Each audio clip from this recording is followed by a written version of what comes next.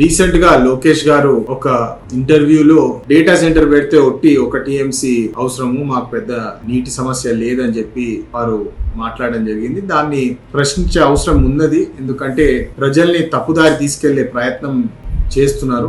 ఏదైతే Tarluvada చుక్కకొండ reserve forest దాదాపు 80-90% reserve forest ని కంప్లీట్ గా వన్ షాట్ అదాని కోసము మీరు డిస్ట్రాయ్ చేయడం ఇంతవరకు న్యాయం అని చెప్పి ఒకటి ప్రశ్న.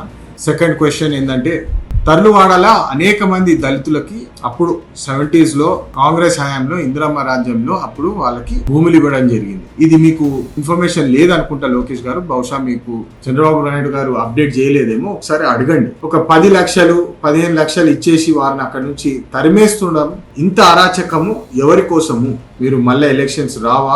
మీరు ఇట్లా వన్ సైడ్ దళితుల అగేన్స్ట్ మీరు ఇట్లా నిర్ణయాలు ఎట్లా తీసుకుంటారని చెప్పి నేషనల్ ఎస్సీ కమిషన్ కూడా లేఖ రాయడం జరిగింది. మరి మూడో విషయం ఏంటంటే, ఈ ప్రాజెక్ట్ కి మీరు దాదాపు 25,000 కోట్ల రూపాయలు ట్యాక్స్ సబ్సిడీ అంటే కంప్లీట్లీ ట్యాక్స్ హాలిడే ఇద్దామని చెప్పి మీరు ప్రిపేర్ అయినారు.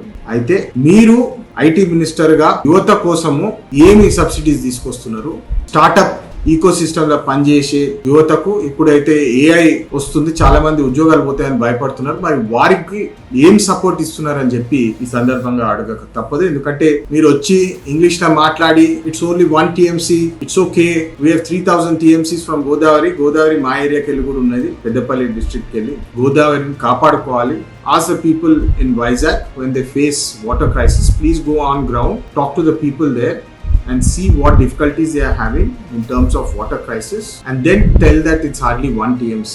So we also know about English and how to represent our facts, Mr. Lokesh. So please don't misguide the people who are being treated unfair.